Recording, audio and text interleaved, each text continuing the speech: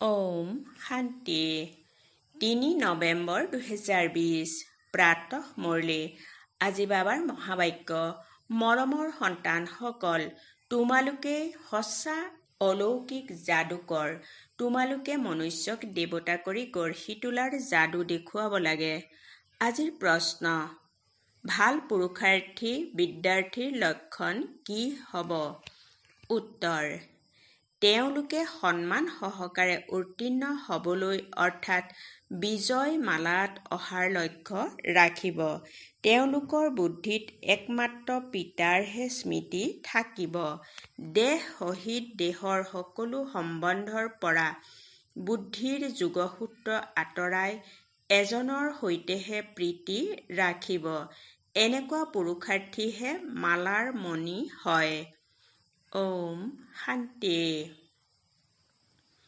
আত্মিক সন্তানসকলৰ প্ৰতি আত্মিক পিতাই বহি বুজায়, এতিয়া তোমালোক আত্মিক সন্তানসকল যাদুকৰ যাদুকৰণী হৈ গলা। সেইকাৰণে পিতাকো যাদুকৰ বুলি কয়। এনেকুৱা কোনো যাদুকৰ নাই যিয়ে মনুষ্যক দেৱতা কৰি গঢ়ি তুলিব। এয়া যাদুকৰী নহয় জানো? কিছুমান প্ৰচুৰ উপাৰ্জন কৰাৰ তোমালোকে বাট দেখুৱাই দিয়া। স্কুলত শিক্ষকেও উপাৰ্জন কৰিবলৈ শিকায়। পঢ়া উপাৰ্জন নহয় জানো? ভক্তি মাৰ্গৰ কাহিনী শাস্ত্ৰ আদি শুনা, তাক পঢ়া বুলি নকয়। তাত কোনো আমদানি নহয়, মাত্ৰ পইচা খৰচ হয়। পিতায়ো বুজায়, ভক্তি মাৰ্গত চিত্ৰ তৈয়াৰ কৰি মন্দিৰ আদি নিৰ্মাণ কৰি ভক্তি কৰি কৰি তোমালোকে কিমান ধন খৰচ কৰি পেলালা। শিক্ষকেতো তথাপিও উপাৰ্জন কৰোৱাই জীৱিকা নিৰ্বাহ হয়। তোমালোক সন্তানসকলৰ পঢ়া কিমান উচ্চ, সকলোৱে পঢ়িবও লাগে। তোমালোক সন্তানসকল মনুষ্যৰ পৰা দেৱতা কৰি গঢ়ি তোলোতা হোৱা। সেই পঢ়াৰ দ্বাৰাতো বেৰিষ্টাৰ আদি হয়। সেয়াও এটা জন্মৰ কাৰণে। কিমান দিন ৰাতিৰ পাৰ্থক্য আছে। সেইকাৰণে তোমালোক আত্মাসকলৰ শুদ্ধ নিচা থাকিব লাগে। এয়া হ'ল গুপ্ত নিচা। বেহদৰ পিতাইতো চমৎকাৰ কৰে। কেনেকুৱা আত্মিক যাদু আছে। আত্মাই স্মৰণ কৰি কৰি শত্ৰুপ্ৰধান হৈ যাব লাগে। যেনেকৈ সন্ন্যাসীসকলে কয় নহয়, তুমি ভাবা যে মই মহ হওঁ। এনেকৈ ভাবি কোঠাত বহি গ'ল। ক'লে মই মহ হওঁ, কোঠাৰ পৰা ওলাওঁ কেনেকৈ? এতিয়া পিতাই কয়, তোমালোক পবিত্ৰ আত্মা আছিলা, এতিয়া অপবিত্ৰ হলা। আকৌ পিতাক স্মৰণ কৰি কৰি তোমালোক পবিত্ৰ হৈ যাবা। এই জ্ঞান শুনি নৰৰ পৰা নাৰায়ণ অথবা মনুষ্যৰ পৰা দেৱতা হৈ যোৱা। দেৱতাসকলৰো সাৰ্বভৌমত্ব আছে নহয়। তোমালোক সন্তানসকলে এতিয়া শ্ৰীমত অনুসৰি ভাৰতত দৈবী সাৰ্বভৌমত্ব স্থাপন কৰি আছা। পিতাই কয়, এতিয়া মই তোমালোকক যি শ্ৰীমত দিওঁ, এয়া শুদ্ধ নে শাস্ত্ৰৰ মত শুদ্ধ? বিচাৰ কৰা। গীতা হ'ল সৰ্বশাস্ত্ৰ শিৰোমণি। শ্ৰীমদ ভাগৱত গীতা এনেকৈ বিশেষভাৱে লিখা আছে। এতিয়া ভগৱান কাক কোৱা হ'ব? নিশ্চয় সকলোৱে ক'ব নিৰাকাৰ শিৱ। আমি আত্মাসকল তেওঁৰ সন্তান ভাই ভাই হওঁ। সেই এজনেই পিতা। পিতাই কয়, তোমালোক সকলো প্ৰেমিকা। মোক প্ৰেমিকক স্মৰণ কৰা, কিয়নো ময়েই ৰাজযোগ শিকাইছিলো, যাৰ দ্বাৰা তোমালোক বাস্তৱত নৰৰ পৰা নাৰায়ণ হোৱা। তেওঁলোকেতো কৈ দিয়ে যে আমি সত্যনাৰায়ণৰ কথা শুনো। এনেকৈ কোনোবাই বুজে জানো যে ইয়াৰ দ্বাৰা আমি নৰৰ পৰা নাৰায়ণ হ'মগৈ? পিতাই তোমালোক আত্মাসকলক জ্ঞানৰ তৃতীয় নেত্ৰ দিয়ে, যাৰ দ্বাৰা আত্মাই জানি যায়। শৰীৰ অবিহনেতো আত্মাই কথা ক'ব নোৱাৰে। আত্মাসকলৰ থকা স্থানক নিৰ্বাণ ধাম বুলি কোৱা হয়। তোমালোক সন্তানসকলে এতিয়া শান্তিধাম আৰু সুখধামকহে স্মৰণ কৰিব লাগে। এই দুখ-ধামক বুদ্ধিৰে পাহৰিব লাগে।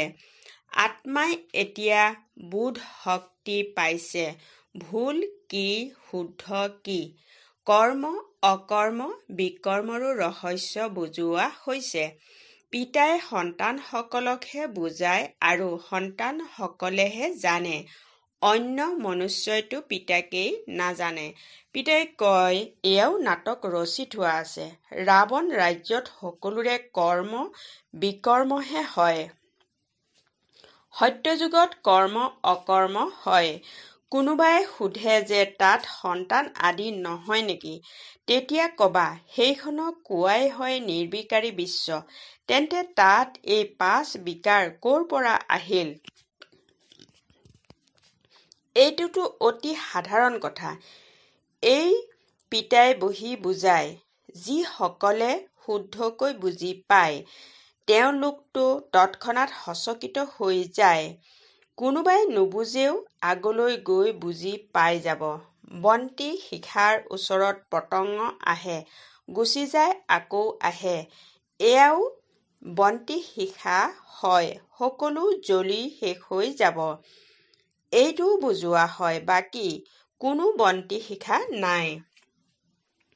সেয়াতো গতানুগতিক। বন্তি শিখাত বহুত পতংগ জ্বলে। দীপাৱলীত কিমান সৰু সৰু মহ ওলায় আৰু শেষ হৈ যায়। জন্ম লয় আৰু মৰে। পিতাইও বুজায়, অন্তিমত আহি জন্ম লয় আৰু মৰে। সেয়াতো যেন মহৰ নিচিনা হৈ গ'ল। পিতা উত্তৰাধিকাৰ দিবলৈ আহিছে, গতিকে পুৰুষাৰ্থ কৰি সন্মান সহকাৰে উত্তীৰ্ণ হ'ব লাগে। ভাল বিদ্যাৰ্থীয়ে বহুত পুৰুষাৰ্থ কৰে।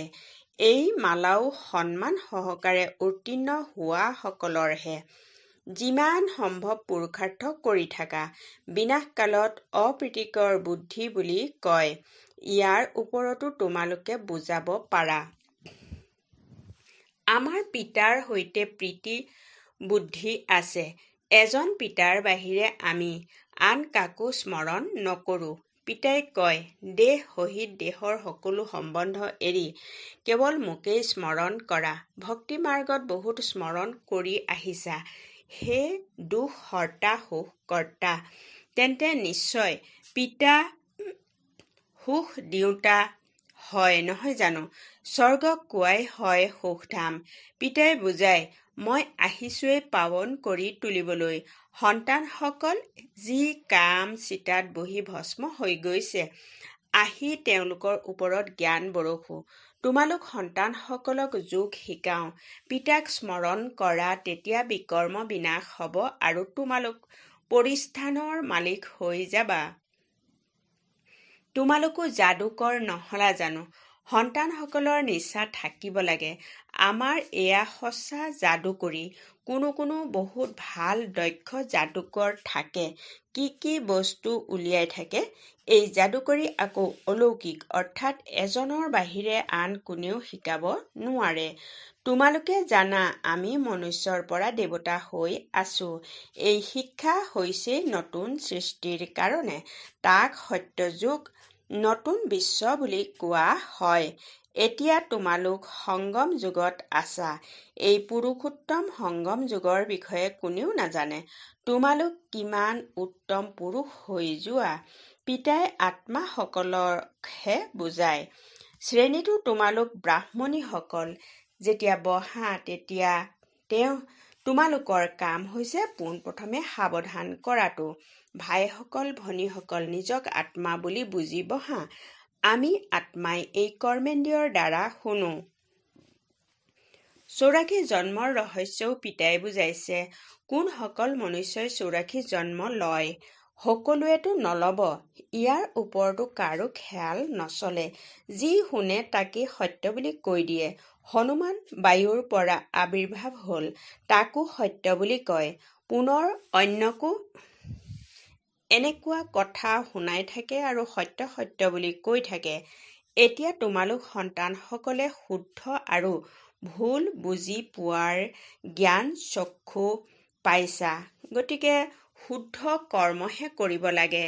তোমালোকে বুজোৱাও যে আমি বেহুদৰ পিতাৰ পৰা এই উত্তৰাধিকাৰ লৈ আছো। তোমালোক সকলোৱে পুৰুষাৰ্থ কৰা, সেইজন পিতা সকলো আত্মাৰে পিতা।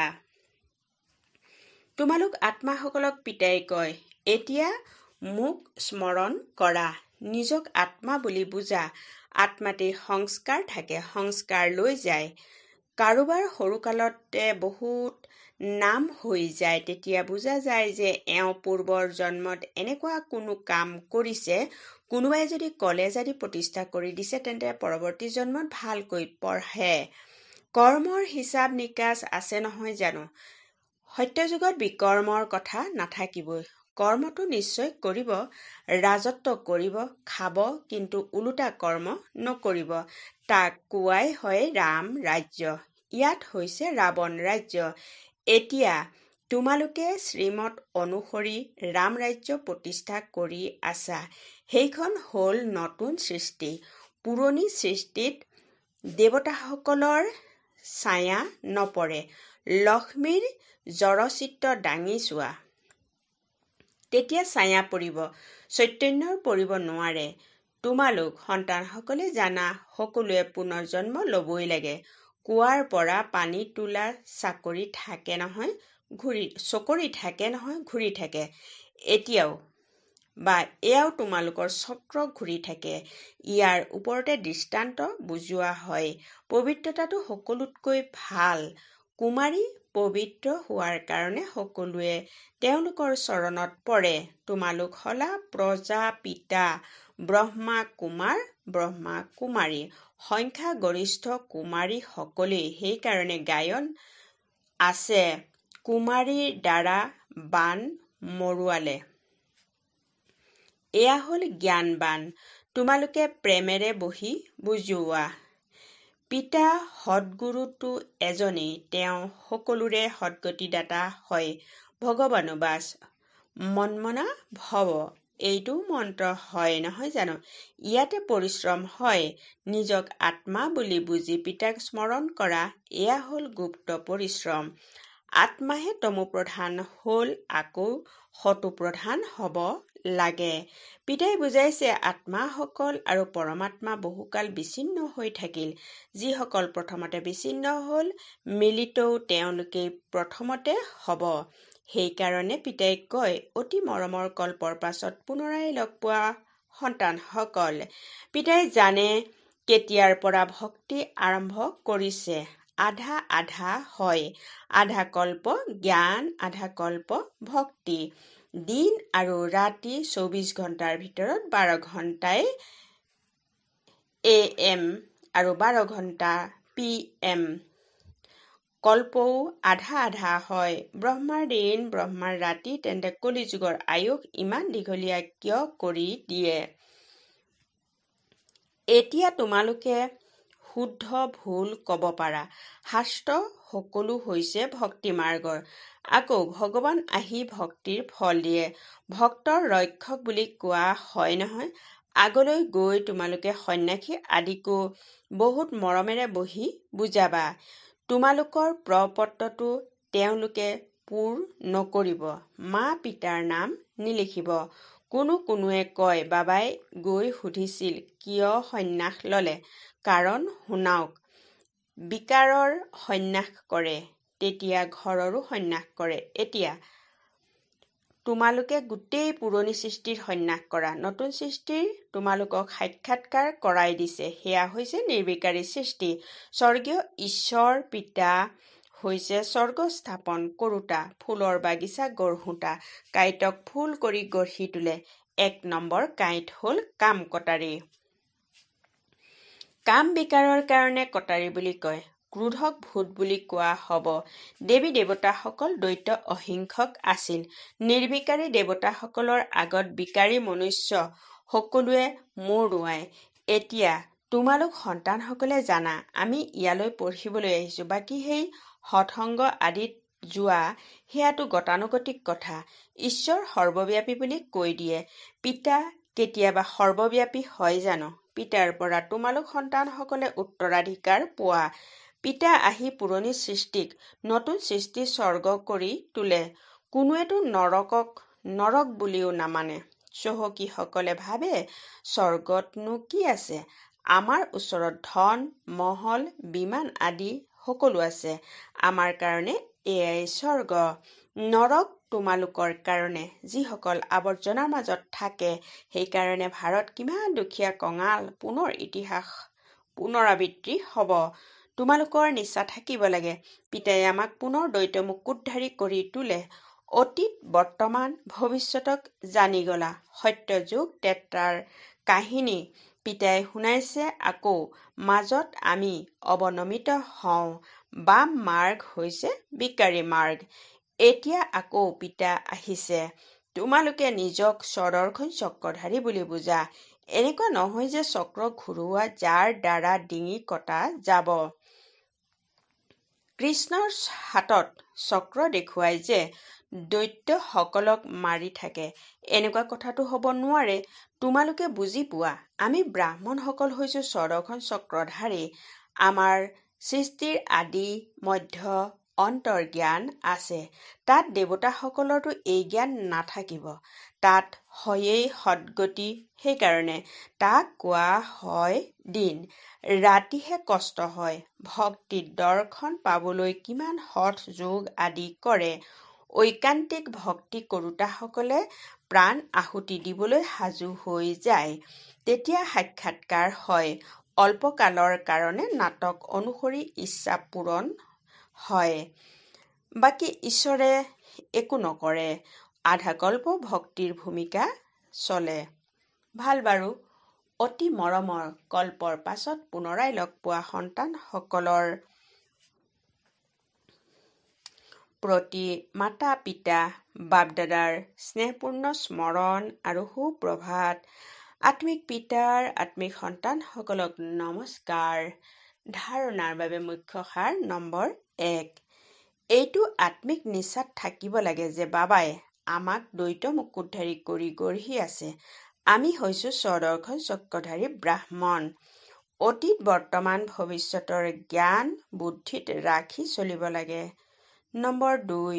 সন্মান সহকাৰে উত্তীৰ্ণ হ'বলৈ পিতাৰ সৈতে সঁচা প্ৰীতি ৰাখিব লাগে। পিতাক স্মৰণ কৰাৰ গুপ্ত পৰিশ্ৰম কৰিব লাগে। আজিৰ বৰদান।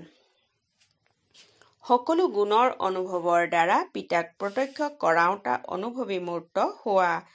পিতাৰ যিবোৰ গুণ গোৱা, সেই সকলো গুণৰ অনুভৱী হোৱা।